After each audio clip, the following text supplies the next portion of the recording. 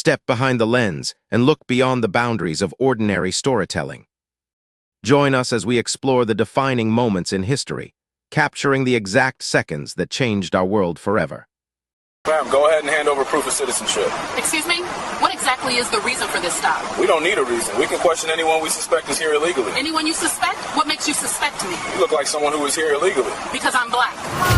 ICE agent Michael Grayson saw a black woman driving a nice car in a residential area and decided she looked suspicious enough to warrant questioning about her immigration status.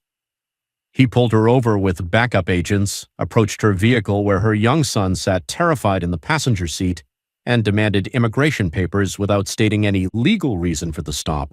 When she asked what legal authority he had to stop her, he said, "We don't need a reason. We can question anyone we suspect of being here illegally." And another agent added, "And you don't look like you're from here, and we're doing immigration enforcement sweeps. If you're really American, you should have no problem proving it." When Aisha Monroe explained she was a U.S. citizen born in Minnesota just picking up her son from school, Grayson responded, "That's what they all say. Show me proof or you're coming with us." What Grayson didn't know was that Monroe was a decorated FBI special agent assigned to a counterterrorism task force, that every word of his illegal detention was being recorded, that stopping a mother and child based on skin color was a federal civil rights violation, and that his refusal to believe an American citizen would destroy his ICE career and trigger a $15.6 million judgment that would set legal precedent nationwide. Before we go further, what city or country are you watching from? Drop it in the comments. We love seeing where you're tuning in from. If you believe being black in America doesn't make you an immigrant, and that citizens shouldn't have to prove their citizenship while driving their children home from school, then like this video and subscribe. Special Agent Aisha Monroe had just picked up her 5-year-old son Marcus from kindergarten at Riverside Elementary School, and they were driving the familiar route home on a Tuesday afternoon in late September. At 38 years old, Monroe had spent 14 years with the FBI, working her way up from field agent to her current assignment on a joint counterterrorism task force. She had been born in North Memorial Hospital in Minneapolis, raised in the Cedar Riverside neighborhood, attended Roosevelt High School, and graduated from the University of Minnesota before joining the FBI. Minnesota was the only home she had ever known, and the idea that anyone would question whether she belonged there had never crossed her mind as she drove through the tree-lined residential streets with her son buckled into the passenger seat beside her. Marcus was chattering excitedly about his day at school, telling his mother about the art project they had made and the book his teacher had read during story time. Aisha listened and smiled, asking questions and enjoying these simple moments with her son before the evening routine of homework, dinner, and bedtime began. She was off-duty today, wearing jeans and a comfortable sweater, her FBI credentials tucked in her purse on the floor of the passenger side. The car she drove was a newer Honda Accord, nothing flashy but well-maintained, with Minnesota license plates and a child safety seat that Marcus had recently graduated from.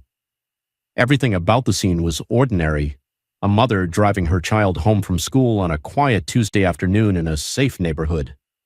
Aisha didn't notice the unmarked SUV following her until she stopped at a stop sign 2 blocks from her house.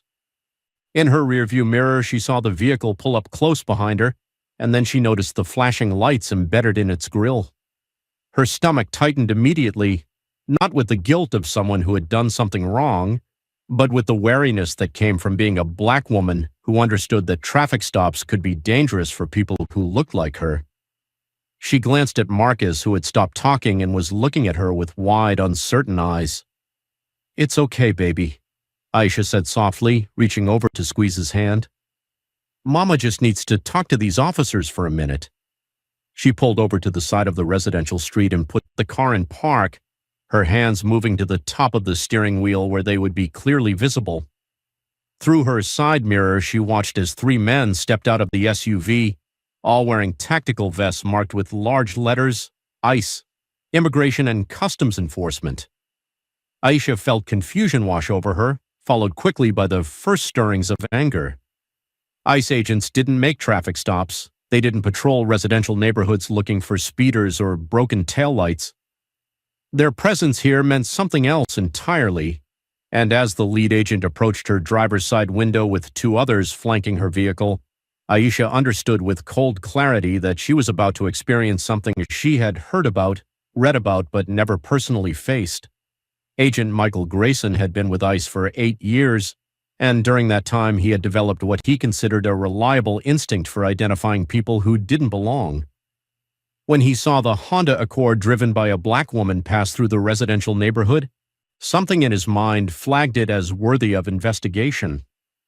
The neighborhood was predominantly white and middle class, the kind of area where ICE didn't usually conduct operations, but Grayson's team had been given broad authority to conduct what the agency called targeted enforcement in the region.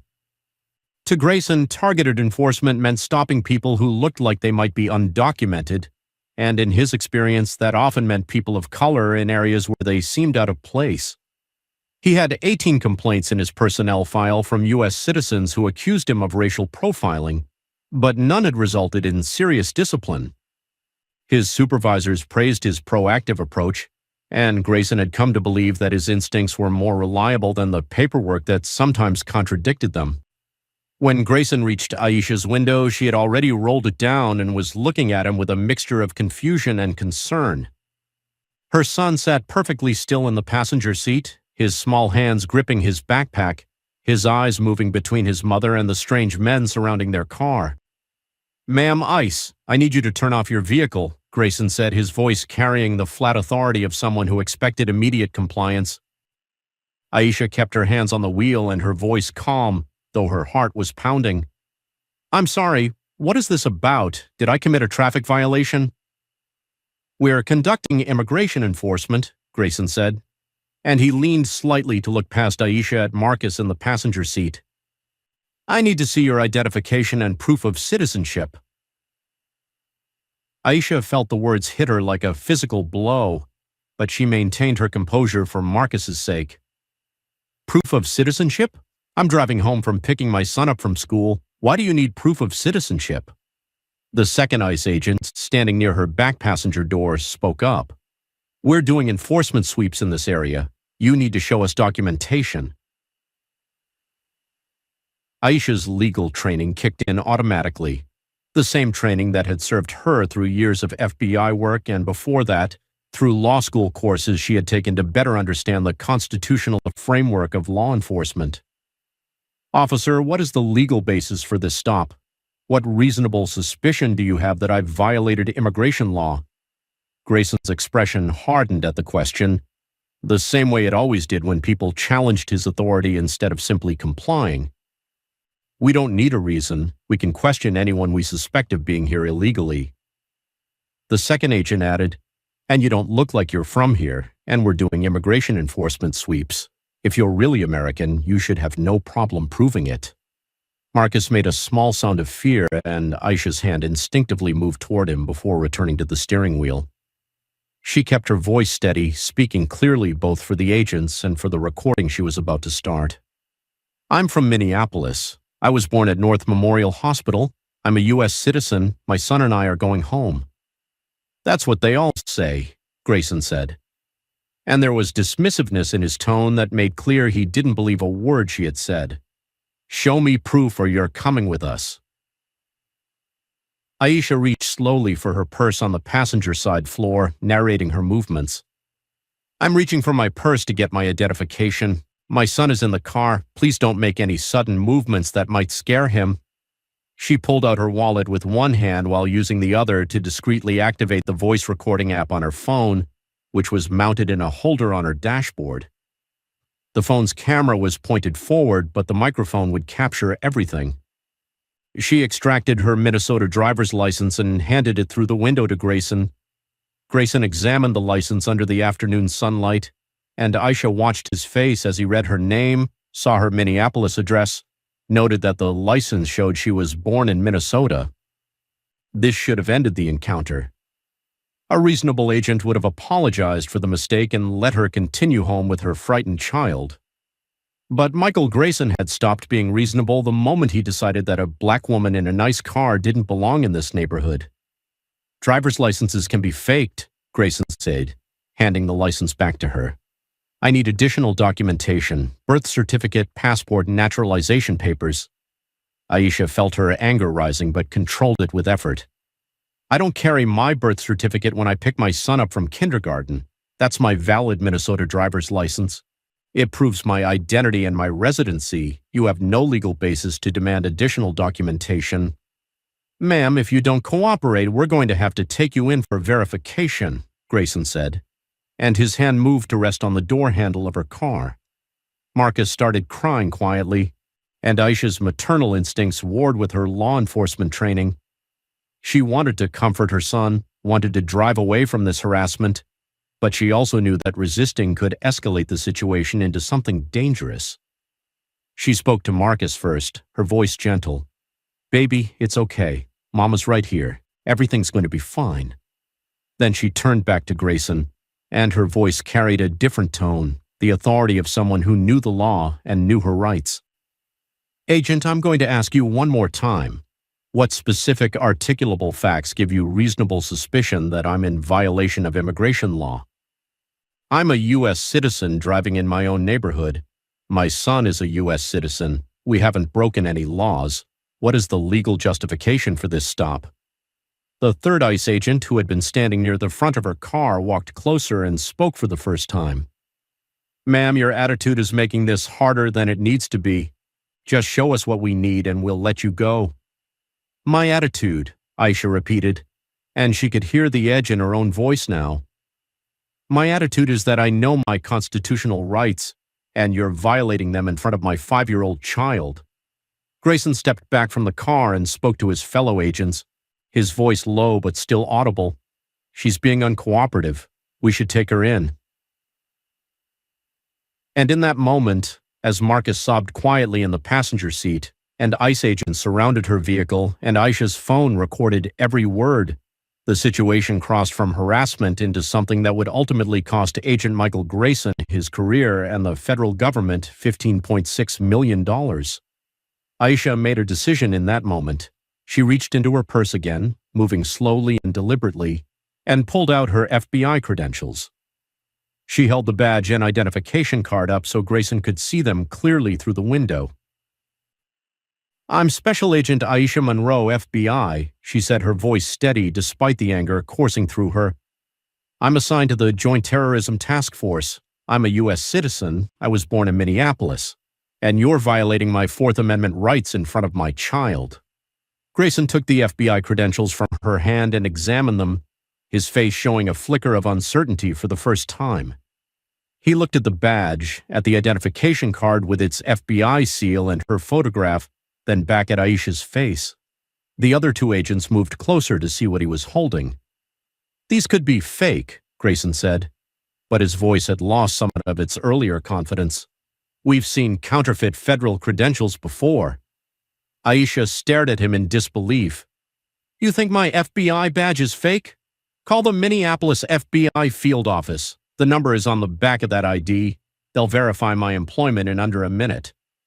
We'll verify it at our office, Grayson said, handing the credentials back to her. You need to follow us there for processing.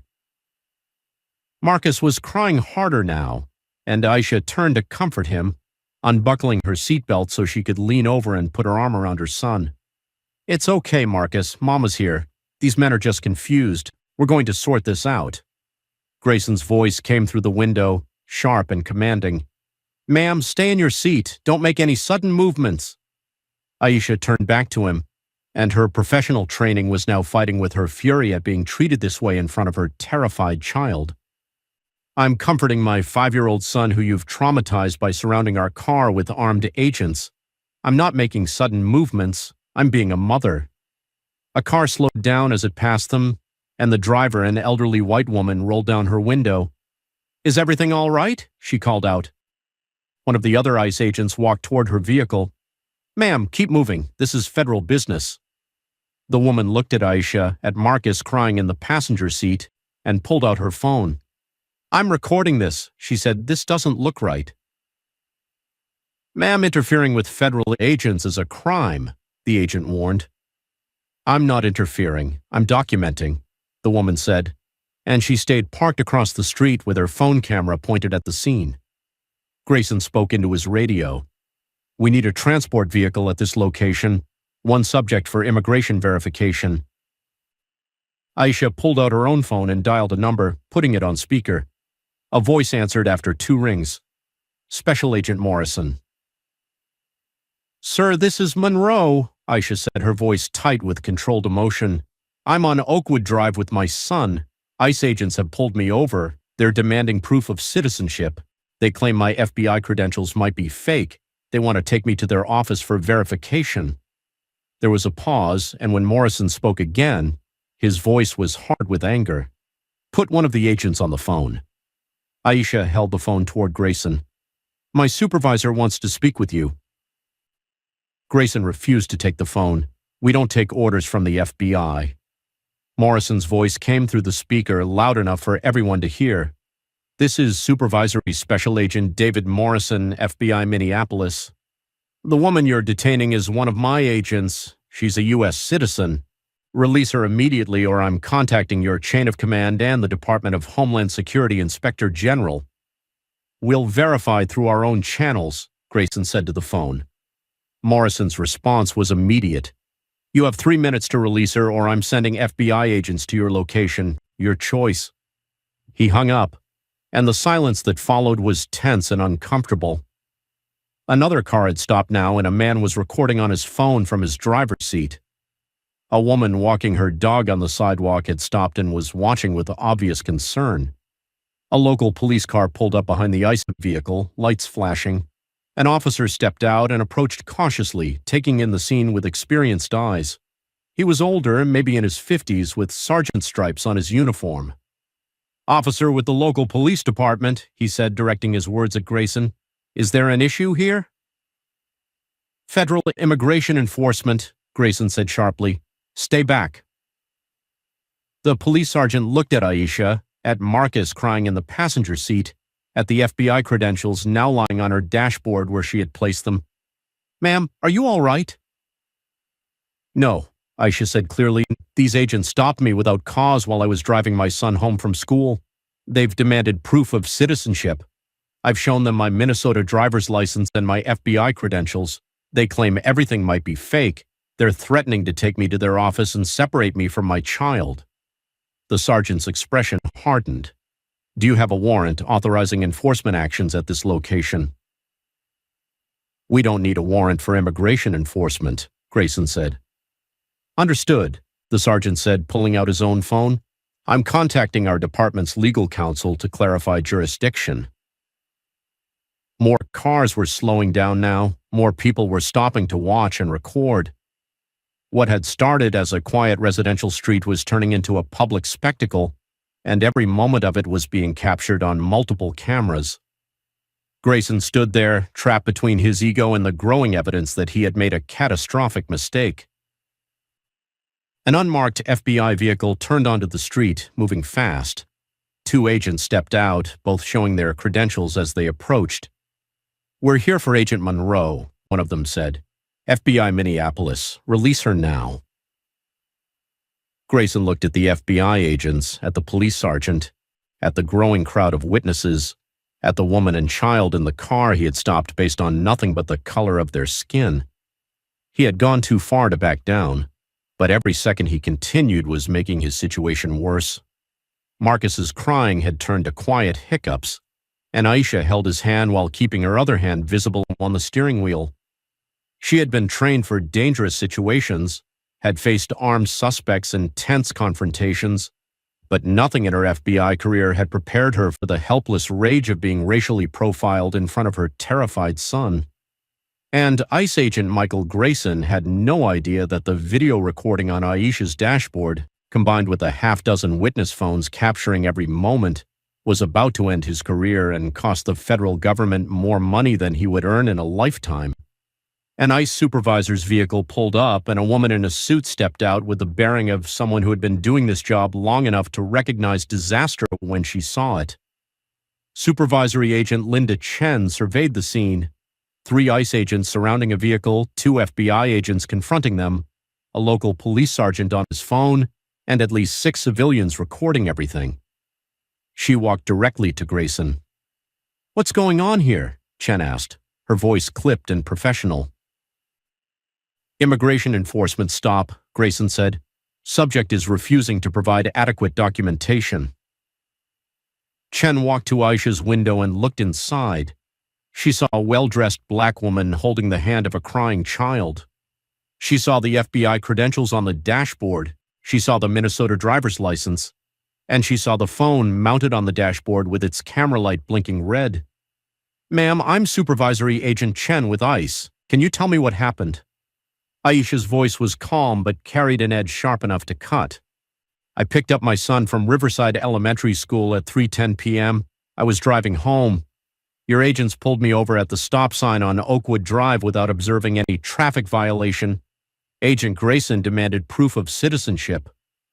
When I asked for the legal basis of the stop, he said he didn't need a reason and that I didn't look like I was from here.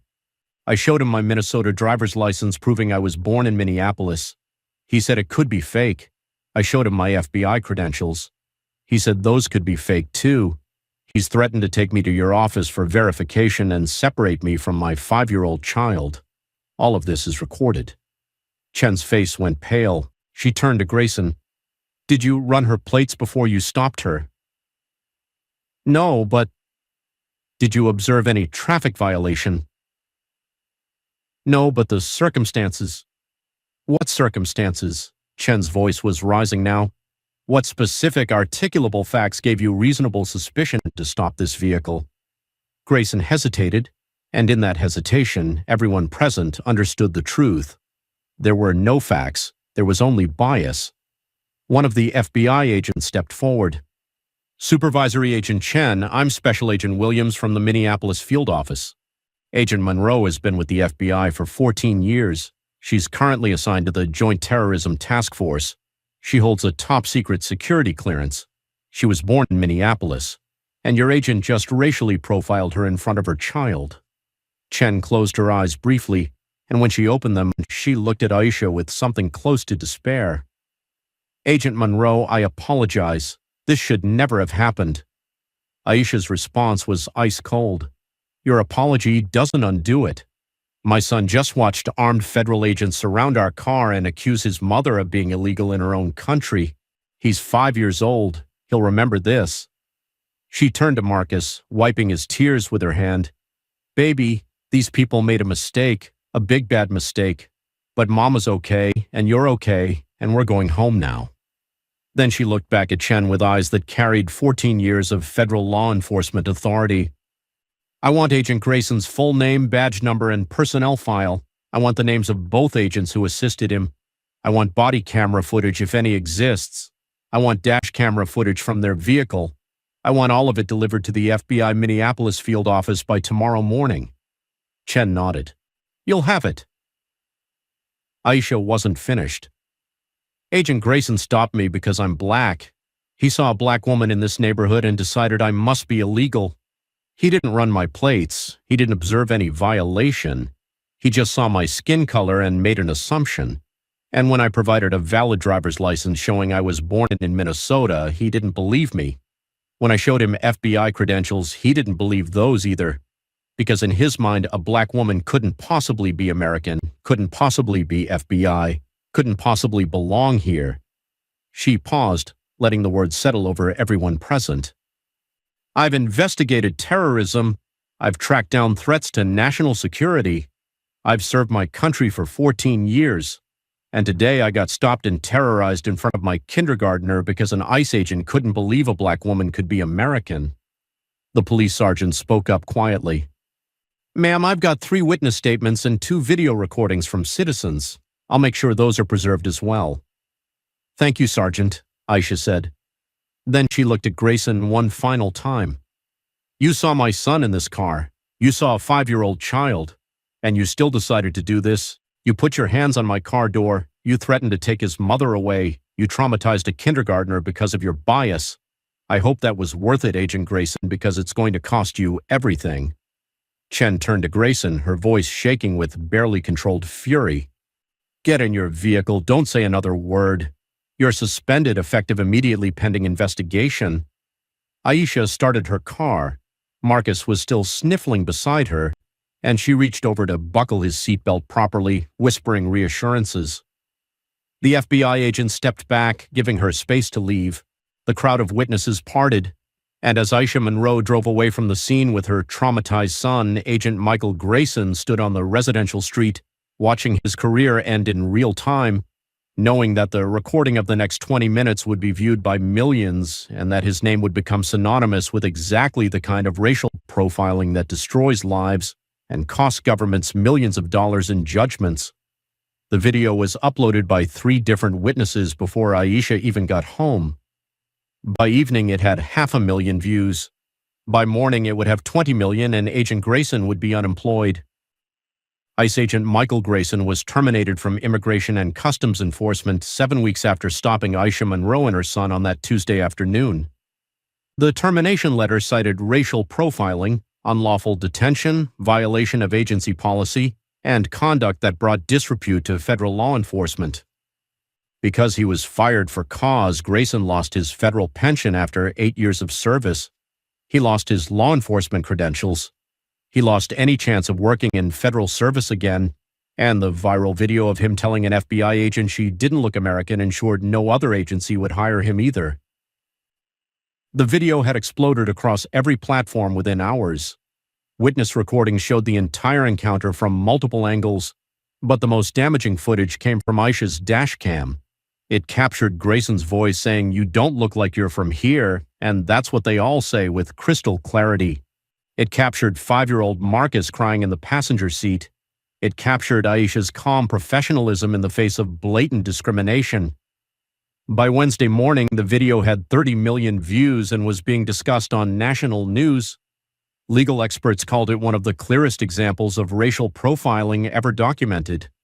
Civil rights organizations used it to demonstrate exactly what racial profiling looked like in practice. Special Agent Aisha Monroe filed her federal lawsuit 9 weeks after the incident. The complaint was thorough and devastating, documenting violations of the 4th Amendment, the 5th Amendment, and the Equal Protection Clause of the 14th Amendment. It detailed how Grayson had stopped her without reasonable suspicion, demanded citizenship papers without legal authority, refused to accept valid documentation, and traumatized her child. The lawsuit named Agent Michael Grayson personally, ICE, and the Department of Homeland Security, demanding $15.6 million in compensatory and punitive damages. The government's attorneys reviewed the case and reached a swift conclusion. The video evidence was irrefutable. Grayson had admitted on camera that he stopped her because she didn't look like she was from the area. He had no traffic violation, no reasonable suspicion, no legal justification whatsoever. Fighting the case meant putting that video in front of a jury and watching them award even more money. The Department of Justice settled for the full $15.6 million 11 months after Aisha filed suit. The settlement came with a formal written apology from the Secretary of Homeland Security and a commitment to sweeping policy reforms. But for Aisha, the money couldn't undo what had happened to Marcus. Her son had nightmares for months after the incident. He became anxious whenever he saw police officers or federal agents. At 5 years old, he had learned that people with badges could stop his mother and make her afraid, and that lesson had damaged something that Aisha wasn't sure could be fully repaired. Agent Michael Grayson's life collapsed in stages. His wife filed for divorce 8 months after the incident, unable to handle the public scrutiny and financial devastation. At 41 years old, he was working warehouse jobs and construction gigs for hourly wages. Every background check revealed the viral video, and employers who initially hired him would let him go once coworkers recognized him as the ICE agent who stopped the FBI agent and her kid. He moved to a different state, changed his phone number, deleted all social media, but the internet never forgets and the video never disappeared. ICE underwent mandatory restructuring after the settlement. The Secretary of Homeland Security ordered a complete review of enforcement practices. New policies prohibited immigration stops based solely on appearance. Officers were required to document specific violations before initiating any stop. Supervisor approval became mandatory for any citizenship verification request. Quarterly bias training became required for all personnel, 17 ICE agents with similar complaint patterns were quietly pushed into resignation. The agency's entire approach to enforcement operations was overhauled, and Aisha's case became the catalyst that advocates had been demanding for years. Aisha continued her FBI career, eventually promoted to assistant special agent in charge. She used a portion of her settlement to establish a legal defense fund for victims of immigration profiling who lacked resources to fight back. She became a national voice on racial profiling, speaking at law enforcement conferences and policy seminars. She always mentioned Marcus in her talks, describing how a 5-year-old learned that being black meant being questioned, being doubted, being treated as foreign in his own country. 5 years after that September afternoon, Marcus was 10 and thriving in school, though Aisha noticed he still tensed up whenever they saw law enforcement vehicles. Grayson was still working manual labor, still carrying the weight of being the agent who traumatized a child on camera. The video remained online, a permanent record of what happens when bias overrides law and when federal agents decide that American has a specific look. The lesson was brutal and permanent. Racial profiling violates the Constitution regardless of which agency does it. Citizens don't need papers to prove citizenship while driving their children home. And when federal agents traumatize a mother and child based on skin color, the consequences can cost millions and destroy careers, while the family they targeted continues to heal and fight for change. This happened because an agent saw black and assumed foreign. If you've ever been asked to prove you belong in your own country, share this story. What accountability measures would actually prevent racial profiling by federal agencies? Drop real solutions in the comments below. And if you believe American citizens shouldn't be stopped for driving while blacks subscribe, we're exposing more stories where profiling met a mother who could fight back and won. Every historical record holds a profound story waiting to be carefully uncovered. Every story we explore is a deliberate step closer to the ultimate truth. Thank you for joining us on this vital journey of discovery today.